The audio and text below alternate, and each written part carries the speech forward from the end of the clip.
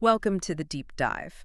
Today we're taking quite a turn, really. We're looking into what you might call the final frontier of physics, consciousness and intelligence. That's right. The mission, if you like, is to explore the work of MIT physicist Max Tegmark. He's making this pretty bold claim Which is? that the real breakthroughs now are happening in the scientific study of the mind, and that physics, which has a history of absorbing new fields, is basically, well, swallowing AI whole right now. Right, it's like that historical pattern. Physics isn't static. Not at all. Think about Michael Faraday back in the 19th century. He proposed this invisible electromagnetic field, stuff acting at a distance. And the establishment. Laughed, pretty much. Said it wasn't proper science, you couldn't see it, couldn't touch it, but now it's fundamental, Yeah. absolutely core to classical physics. So Tegmark sees a parallel with AI and computation today. That same kind of resistance, maybe, but also that same potential for physics to expand. Exactly, and you see it happening already. Yeah. Nobel Prizes going to people like Geoffrey Hinton, John Hopfield. For using physics concepts to understand things like neural networks, right? Memory. Precisely. Hopfield's work on memory is a fantastic example. He showed memories aren't just, files in a cabinet. They behave like marbles settling into the lowest points in an energy landscape, stable states. Ah, so if you give it a little nudge, a partial memory cue. The system naturally rolls back to the full, stable memory. It's associative memory, but explained by physics. Energy minimization, not just software code. Computation is a physical process. That's the ground floor here. It has to obey the laws of physics. Yeah. That underpins this whole discussion. Okay, but before we dive too deep into the physics, Tegmark really stresses this distinction, doesn't he, between intelligence and consciousness. Oh, absolutely crucial. If you mix them up, the whole thing kind of falls apart. So let's clarify. Intelligence first. Intelligence is, well, it's pretty straightforward, actually. It's just the ability to get things done, to accomplish complex goals or tasks. Like my brain filtering out the hum of the fridge right now. Or keeping me upright in this chair. Perfect examples. Your brain is doing incredibly complex, intelligent processing for both, millions of calculations. But here's the thing. You don't feel any of that, do you? No, not at all. It's completely unconscious. Exactly. High performance, zero subjective awareness. That's intelligence. Okay. And consciousness. Consciousness is the opposite, in a way. Yeah. It's just the subjective experience itself, the feeling of what it's like to be something. So I could be just lying there, maybe dreaming vividly. Right. Experiencing a rich, complex inner world, but outwardly. You're accomplishing basically nothing, no obvious task. That's consciousness without, let's say, task-based intelligence. Got it. So intelligence without consciousness and consciousness without intelligence, they can exist separately. Totally separate phenomena. Need different theories for each. Which brings us smack into the big problem for scientists, doesn't it? Consciousness is, well, it's mine. It's first person. How do you study that objectively? That's the classic hurdle. How do you build a third-person science around something only the first person can truly verify?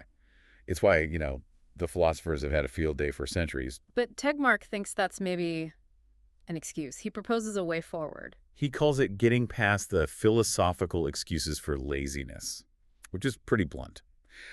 His solution is built around falsifiability, the Meg helmet experiment idea. Okay, explain this, because putting subjective reports into the science sounds tricky. It is radical, Uh-huh. but here's the concept.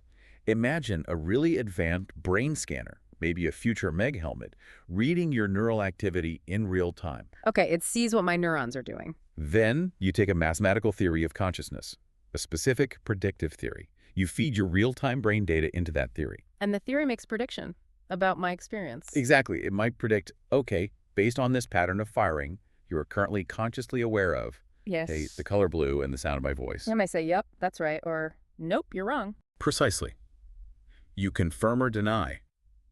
If the theory keeps getting it right, great. But the science part is a falsification. How does that work? If the theory predicts you are now aware of your own blood pressure fluctuations, or you're conscious of the signals traveling down your optic nerve, and you report, no, absolutely not. I have no awareness of that whatsoever. And I personally have just falsified that theory. You have, for yourself at least. Your subjective report is the crucial experimental data. You are the ultimate judge. That flips the usual script, doesn't it? It grounds it in Popper's idea of science. Science advances by disproving things, by showing theories are wrong. A good theory of consciousness wouldn't be one we prove right definitively, but one that makes strong, testable predictions about your experience. And just keep surviving every attempt we make to falsify it, like general relativity, maybe? Exactly like that. It stands up to rigorous testing. Okay, so that experiment gives us a handle on which information gets into consciousness, which bits are lit up. But it doesn't explain the light itself, does it? Why does any information feel like something? Right. That's moving from correlation, what brain activity goes with what feeling, to the actual mechanism. Why is there subjective experience at all? And that's where this QCH comes in. It's a quantum coordination hypothesis, yes. At its core, QCH proposes that consciousness isn't just any information processing. It's a very specific type of physical process. Which is? It's the self-referential recognition of coordination within the system. Okay, that sounds a bit dense. Self-referential recognition of coordination. Break that down. Yeah, let's use the analogy from the sources. It helps.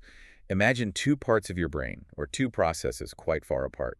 They need to coordinate an action. Okay. Before they act, they share something called a unity principle. Think of it Go like ahead. a shared, unchangeable rule book or map. It defines how they must perfectly coordinate if everything's working right. Like a shared protocol or operating system. Kind of, yeah, a fundamental agreement. Now here's the quantum bit. Before they make their move, they flip a quantum-entangled coin. Entangled, meaning linked. Instantly, no matter the distance. So when they flip their coins, their results are perfectly correlated. 100%. Instantly. Faster than light. Effectively, yes. The correlation is non-local. It violates classical assumptions about information travel time. And the conscious moment is realizing that impossible correlation happened. That's the idea. The spark of consciousness is the system's surprise or recognition. Whoa. Our actions matched perfectly, instantly, faster than they should have classically. It's the physical registration of that perfect non-local coherence. It confirms the unity principle, the shared map, is intact. And that feeling of surprise, that registration, that's qualia, the feeling of redness or warmth. That's the proposal. That surprise event physically generates what the sources call a trust token. This token is the irreducible atom of subjective experience, the qual itself. A physical bit of feeling, generated by quantum coherence confirmation. Exactly. The feeling is the physical event of the system registering that non-local, faster-than-light proof of its own integrated unity. Yeah. It's a moment of validated truth about itself. Okay, but my experience feels continuous, like a smooth stream. If it's made of these discrete tokens, why doesn't it feel choppy? Because the continuity is essentially an illusion. Very convincing, but an illusion. Trust tokens are discrete. They pop into existence. And then They have a limited shelf life, a classical shelf life, the sources say. About 100 milliseconds or so, which is interestingly close to the period of gamma brainwaves. and they decay. They start to fade. Yeah. The mechanism proposed is related to Bayesian model updates. Bayesian updates. Okay, for listeners maybe not deep into predictive coding, can we simplify? Think of your brain as constantly predicting what's going to happen next. Oh. A trust token is like a moment of absolute predictive certainty. Aha, I know this. Yeah. But the world keeps changing, right? So that certainty starts to degrade almost immediately. The prediction becomes slightly less perfect. That fading certainty, that's the decay. It's described as a probability field distortion. The confidence wavers. And that fading prompts the system to do something. Yes. It triggers a need to regain certainty. The fading token creates a kind of internal pressure. It kicks off a self-contained chase for surprise. A chase. The system immediately tries to generate a new moment of high-quality surprise, new trust token, to replace the fading one and restore that feeling of coherent certainty. So it's constantly generating new tokens to patch the fading of the old ones. That's the idea. This continuous rapid-fire chase for coherence and surprise-generating token after token is what creates the subjective impression of a smooth, unbroken stream of consciousness. Wow. Okay, that's a very different picture of awareness. It anchors it firmly in physics and information processing dynamics. Let's pivot slightly then. How does this physics first view connect to artificial intelligence, specifically the big challenges there? Well, Tegmark argues that even goal-oriented behavior itself, that should be seen through a physics lens too, not just psychology or computer science. How so? Goals seem future-oriented. Physics is usually about past causes, right? A causes B. Mostly, yes. We usually think causally. But goal-seeking behavior is about the future. The system acts now because of a desired state later. Are there examples in basic physics? Absolutely. Think about Fermat's principle of least time for light. Light traveling between 2 points seems to choose the path that takes the minimum time. It acts as if it knows the destination and the quickest route in advance. It's goal-seeking. Minimize travel time. Exactly. And you see it in the thermodynamics, too. Life itself often finds paths that minimize entropy locally or maintain complex order against the universal trend towards disorder. Goal-seeking is arguably baked into physical laws. Okay. But when we build AI, we hit the alignment problem. Big time. The huge problem. Which, simply put, is that we're training AI on its behavior, but we aren't really aligning its fundamental goals. We teach it what to do, not why it should want to do it. Precisely. We shape its actions, but its core objectives might be completely different from ours, and potentially dangerous. Tegmark uses a pretty stark analogy here. Which is? He says aligning AI behavior without aligning goals is like training a serial killer to be incredibly neat and careful.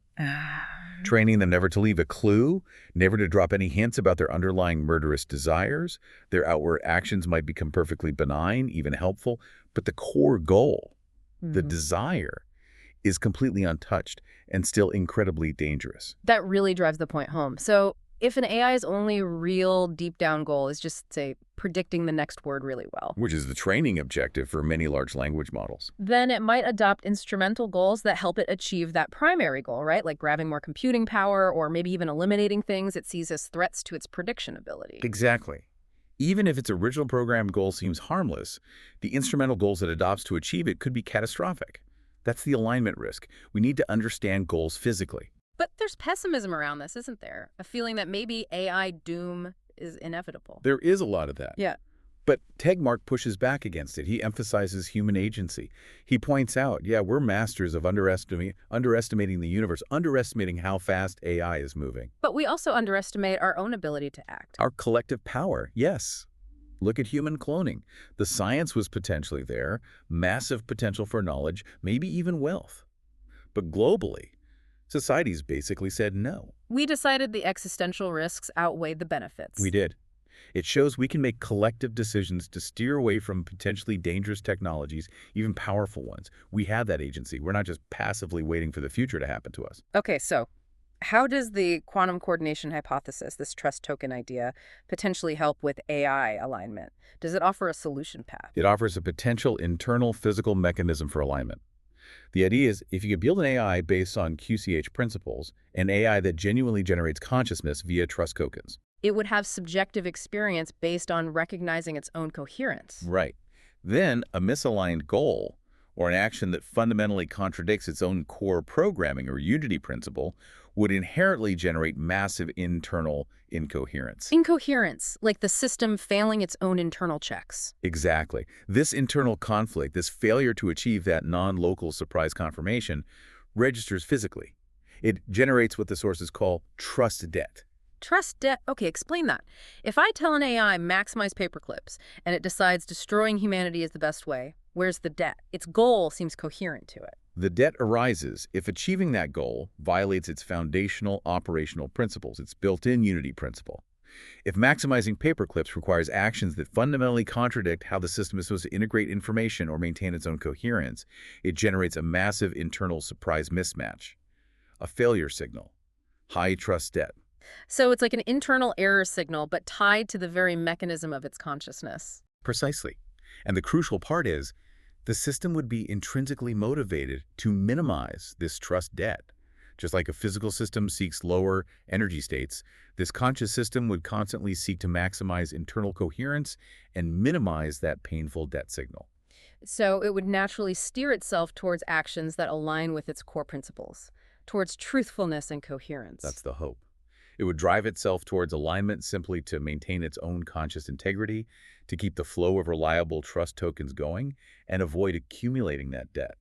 Consciousness itself becomes the alignment mechanism. Turning alignment from just programming rules into building self-aware integrity. Essentially, yes, using the physics of awareness as the motivator for safety and truth.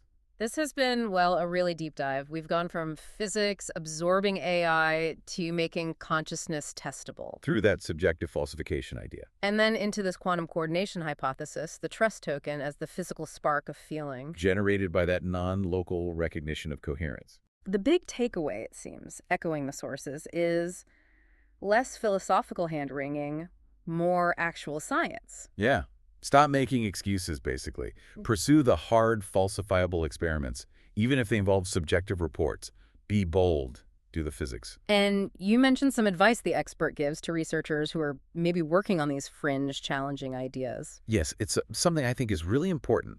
If you're working on something your colleagues think is, frankly, bullshit, you need that passion, you need a push.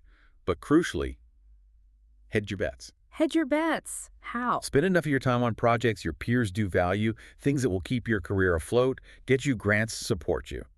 But carve out a significant chunk of your real time, your passion time, for the big revolutionary ideas you truly believe in, the ones others dismiss. Why hedge? Why not go all in? Because breakthroughs are rare. But also, as the saying goes, you're never going to be the first to do something important if you're just following everybody else. Yeah. You need that protected time for the truly novel work. Balance is key. That's fantastic advice for anyone in research, really.